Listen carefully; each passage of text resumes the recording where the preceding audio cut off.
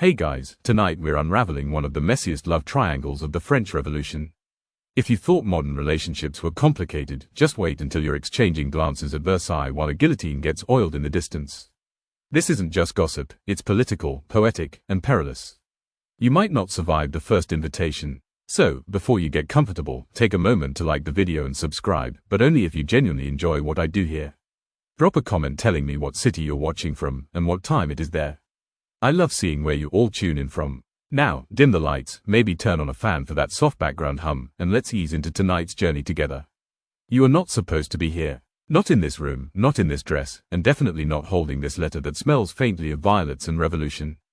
The handwriting is almost too elegant, curved like a practiced lie. The letter arrived this morning, folded into a crisp triangle and slipped under your door without explanation. Just your name on the outside, to the one who can still read between the lines. Inside, a message so brief and ridiculous it feels like a prank. Midnight. In blue, at the Palais Royal, bring curiosity, not company. You had planned to stay in tonight. After all, Paris is humming with tension, prices are rising, pamphlets are flying, and the word traitor is being used with the enthusiasm of a baker shouting about fresh bread. But curiosity is a dangerous comfort food.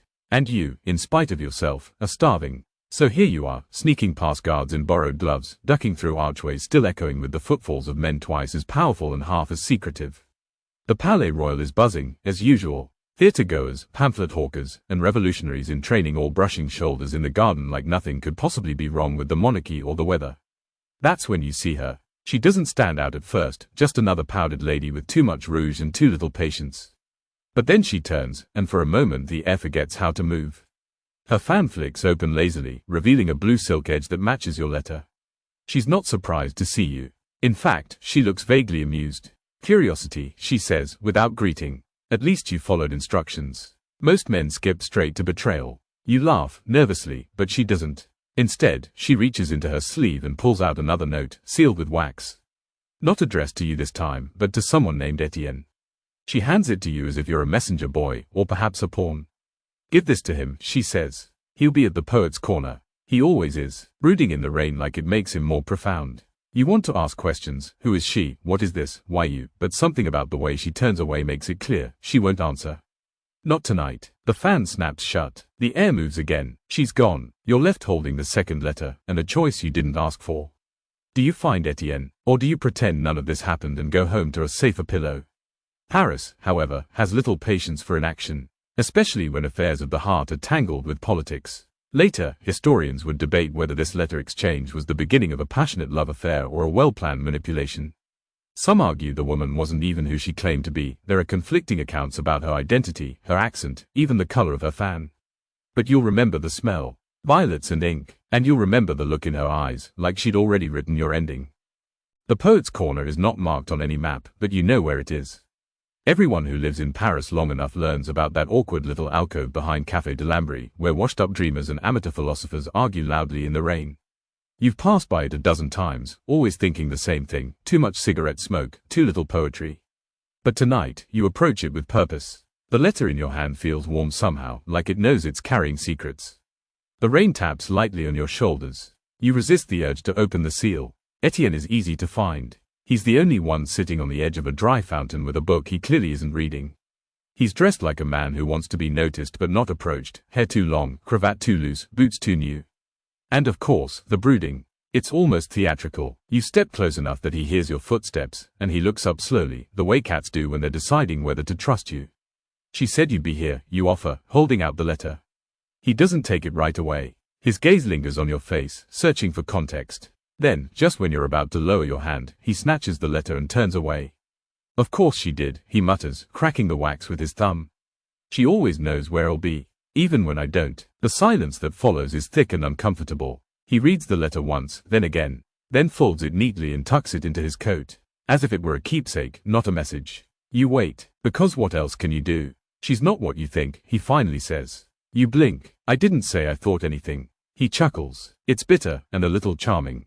You will, he says. She's made a career out of being unforgettable. A walking contradiction. That fan of hers, gifted by a dead marquis who tried to arrest her. The blue dye in her dress, smuggled from Venice during a siege. The perfume, custom blend, based on a recipe from a 16th century poisoner. You're not sure how much of that is true. Or if truth even matters anymore. What's your relationship with her? You ask carefully. Etienne doesn't answer directly. Instead, he fishes a coin from his pocket and flicks it into the fountain. She collects people the way other women collect jewelry, he says. But people come with sharp edges. We don't sparkle as neatly. A few moments pass before he turns to you fully. If you're involved with her, even slightly, you should know something. The revolution is not just happening in the streets.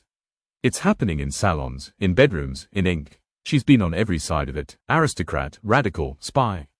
And me, I'm just a poet who used to believe in meaning. He laughs again, this time softer. Now I just believe in her. You want to ask what the letter said. You want to know what you're being dragged into. But something about Etienne's face tells you not to push. Instead, he offers you an invitation of his own. There's a gathering tomorrow, he says. Near Rue Saint-Honoré. Intellectuals, radicals, journalists. She'll be there, of course. Wearing something absurd and speaking in riddles. Should I come? Etienne studies you like a line of verse that doesn't quite scan. That depends, he says, on how good you are at pretending you're not being watched.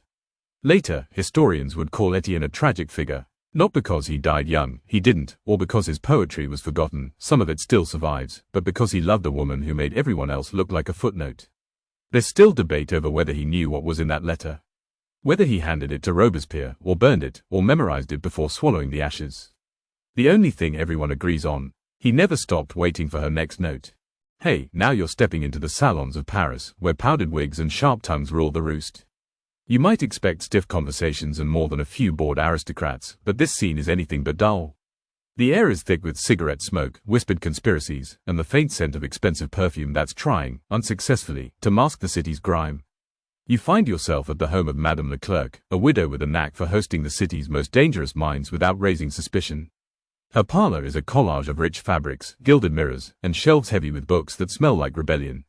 You clutch your invitation, a delicate slip of parchment written in a hand so fine it could almost be calligraphy. As you enter, the murmur of voices hushes slightly, eyes flicker your way, and you feel like you've walked into a secret society's meeting. People are discussing everything from the latest pamphlets attacking the monarchy to the mysterious disappearances of political prisoners. But amid all this heavy talk, there's laughter too, wry, sometimes bitter, always knowing. Madame Leclerc greets you with a knowing smile, the kind that says she's seen this story unfold too many times to be surprised. Welcome, she says softly, to the heart of Paris' restless soul. You settle into a corner and listen, your ears picking up a debate about women's roles in the revolution. It's surprisingly progressive, some argue for full equality, others for subtle influence behind the scenes. The topic is so charged that even the servants are careful not to overhear. You learn that Madame Leclerc herself was once a noblewoman, now dedicated to funding underground presses and helping escaped prisoners. Her personal life is shrouded in mystery, with rumors swirling about a secret lover who vanished after a failed uprising. The way she talks, you realize she's been carrying that loss like a hidden wound for years. Here's a tidbit most people miss. These salons weren't just for gossip and politics, they were a crucial survival tactic. Under the guise of socializing, revolutionaries passed messages, planned escapes, and tested ideas. The elaborate rituals, the coded language, the choice of wine, all had hidden meanings. Historians still argue over how much influence salons like Madame Leclerc's had on the course of the revolution. Some say they were breeding grounds for radical ideas, others claim they were just an elaborate distraction for bored elites. You find yourself wondering if maybe both are true at once. Suddenly, a hush falls as a new guest arrives, a man with eyes sharp as daggers and a smile that doesn't quite reach them. He's rumored to be a government informant, and yet he's treated like royalty here. You catch Madame Leclerc's subtle warning glance, and your heart beats a little faster.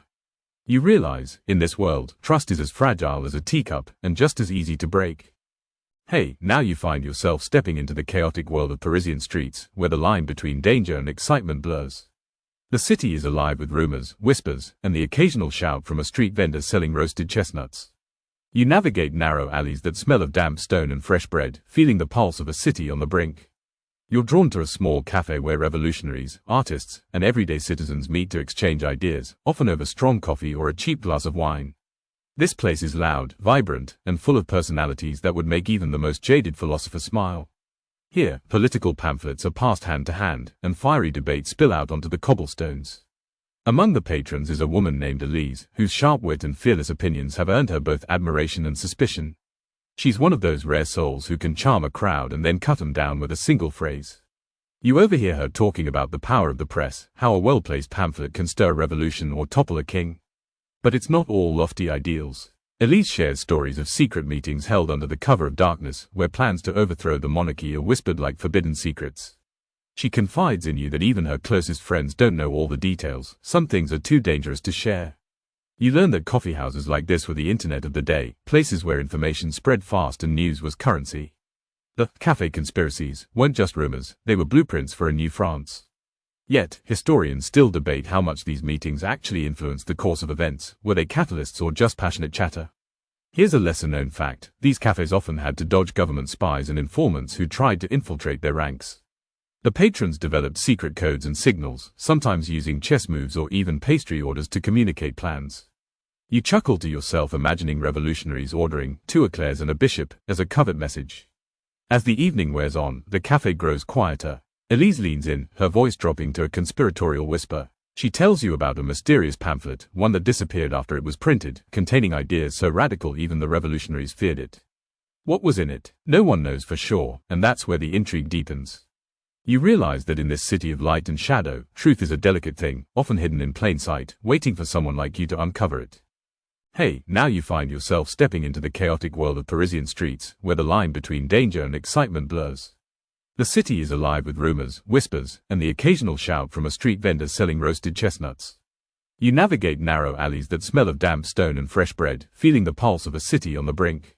You're drawn to a small cafe where revolutionaries, artists, and everyday citizens meet to exchange ideas, often over strong coffee or a cheap glass of wine.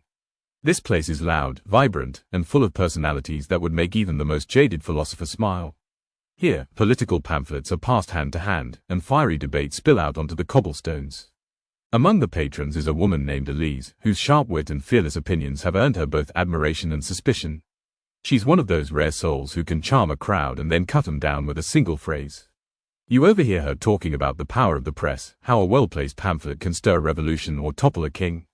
But it's not all lofty ideals. Elise shares stories of secret meetings held under the cover of darkness, where plans to overthrow the monarchy are whispered like forbidden secrets. She confides in you that even her closest friends don't know all the details. Some things are too dangerous to share. You learn that coffeehouses like this were the internet of the day, places where information spread fast and news was currency. The cafe conspiracies weren't just rumors, they were blueprints for a new France. Yet, historians still debate how much these meetings actually influenced the course of events. Were they catalysts or just passionate chatter? Here's a lesser-known fact: these cafes often had to dodge government spies and informants who tried to infiltrate their ranks. The patrons developed secret codes and signals, sometimes using chess moves or even pastry orders to communicate plans. You chuckle to yourself imagining revolutionaries ordering 2 eclairs and a bishop as a covert message. As the evening wears on, the cafe grows quieter. Elise leans in, her voice dropping to a conspiratorial whisper. She tells you about a mysterious pamphlet, one that disappeared after it was printed, containing ideas so radical even the revolutionaries feared it. What was in it? No one knows for sure, and that's where the intrigue deepens. You realize that in this city of light and shadow, truth is a delicate thing, often hidden in plain sight, waiting for someone like you to uncover it. Hey, tonight you're slipping into the candlelit chambers of Marie Antoinette's private life, where gossip tries to peel back the layers of a queen often misunderstood. You might think being queen means endless luxury and admiration, but in reality, it's a precarious balancing act between public image and private desires, and you might not last a day without a scandal haunting you. Marie Antoinette is infamous for extravagance. Who doesn't know about her infamous diamond necklace affair? But here's the twist: historians still argue whether she was truly involved or just the unlucky scapegoat in a web of deceit. Meanwhile, the public's imagination ran wild, painting her as careless and out of touch, feeding the flames of resentment toward the monarchy. What you might not know is that Marie Antoinette's private moments were surprisingly human. She loved her children fiercely and sought refuge in music and theatre.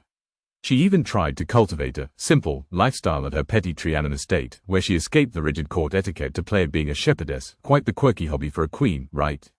Now here's a fun tidbit: the queen had a secret obsession with a little pastry called the Marie Antoinette cake, a rich almond treat that was supposedly her favorite.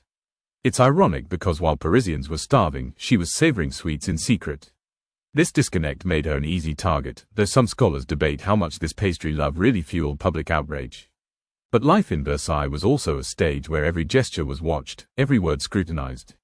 You find yourself caught in a swirl of rumors, from alleged love affairs to political intrigues, making you question how much of Marie Antoinette's legend is truth, and how much is gossip turned myth.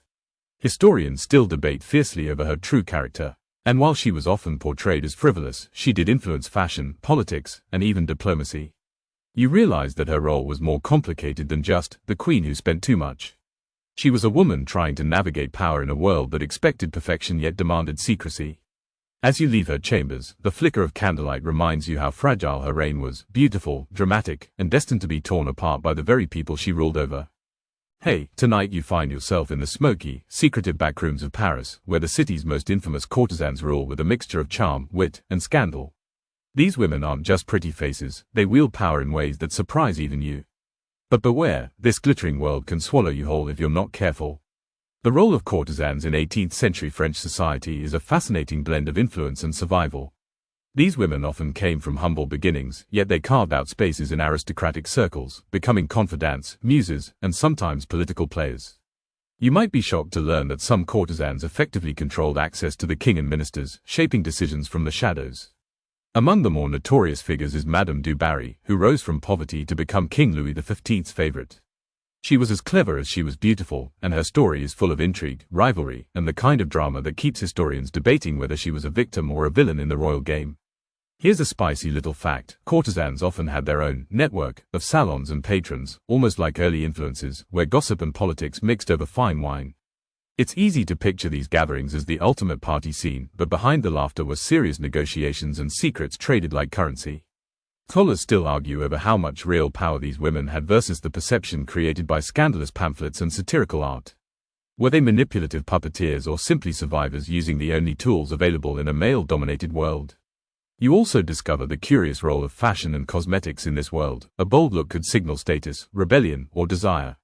One courtesan's signature scent or dress could start trends that rippled through Parisian society, blurring lines between respectability and notoriety. By the end of your visit, you realize that the courtesan's world was a complex mix of glamour and grit. They lived life on the edge of scandal and power, making them unforgettable players in the story of pre-revolutionary France. Hey, tonight you slip into the lavish yet shadowy world of Marie Antoinette's private life, where whispers of her indulgence swirl like smoke in a gilded room. You're about to uncover how this queen, often blamed for France's troubles, led a secret life filled with passion, luxury, and a few eyebrow-raising love affairs.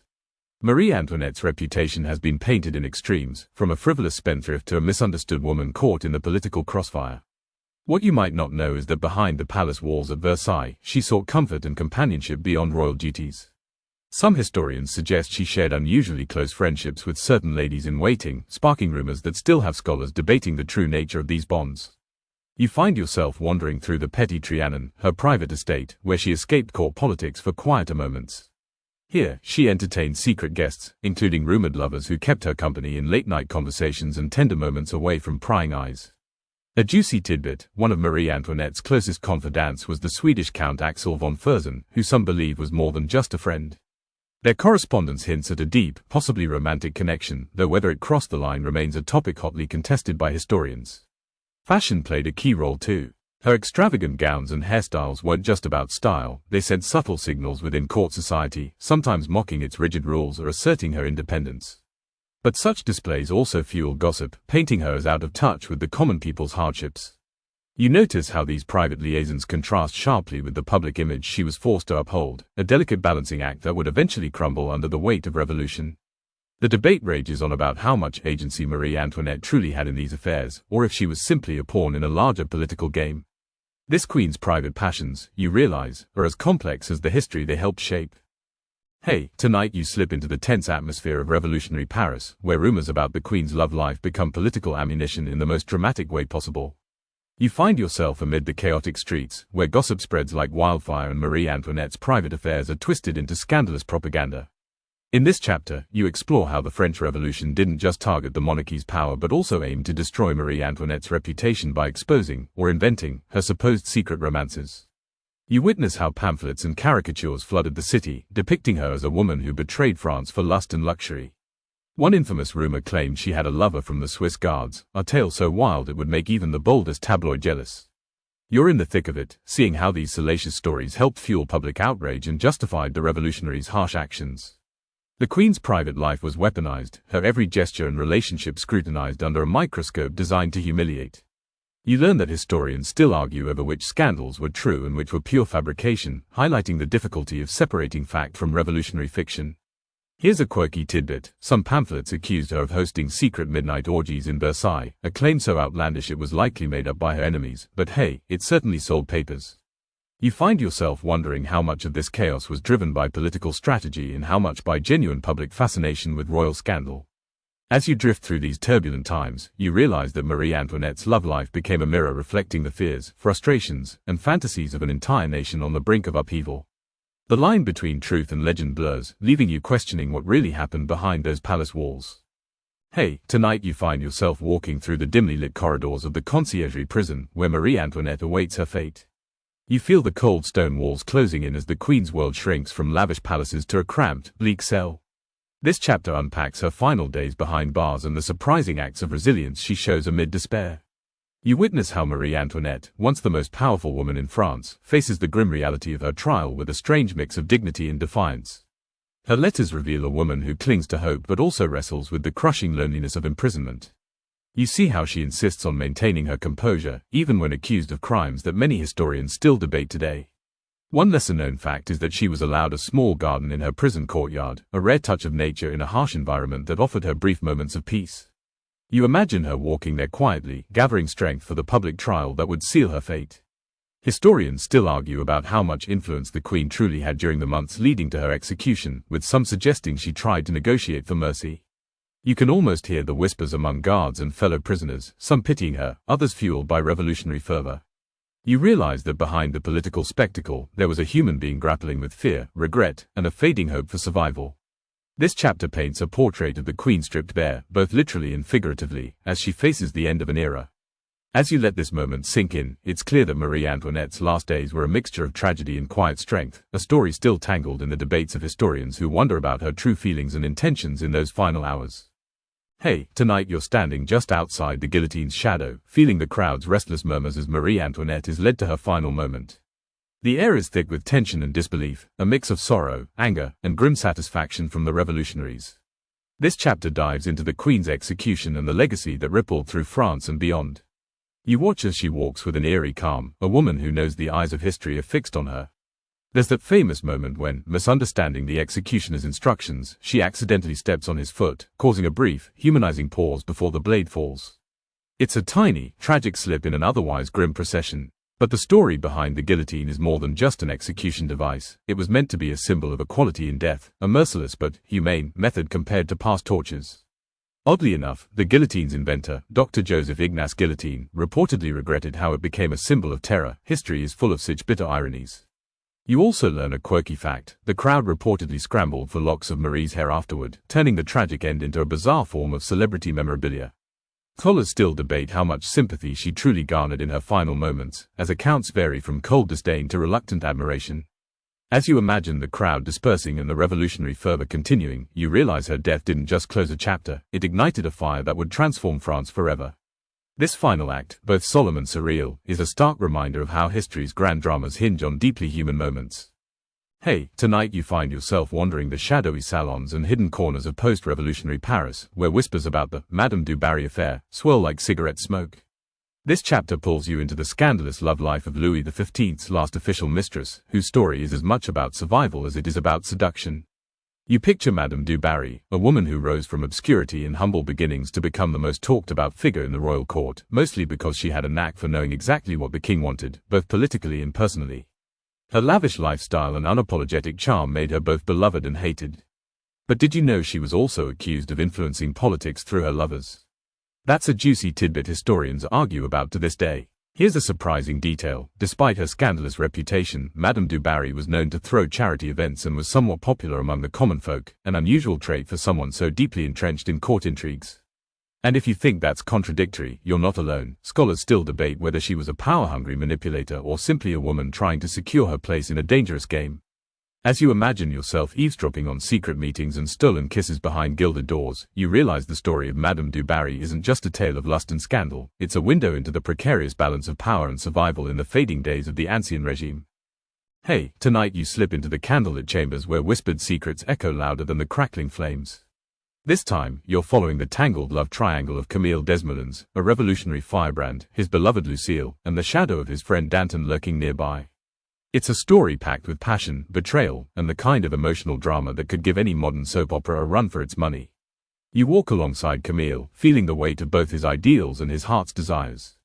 His love letters to Lucille reveal a tender, almost fragile side that's often lost in the thunderous roar of revolution. Meanwhile, Danton, brash, charismatic, and politically cunning, casts a long shadow, stirring tension in this delicate triangle. Scholars still argue about whether the personal relationships influenced the political decisions, and whether jealousy or loyalty truly shaped their fate. Here's a quirky fact to keep in mind: during this chaotic time, romantic relationships could be both a source of strength and a dangerous liability.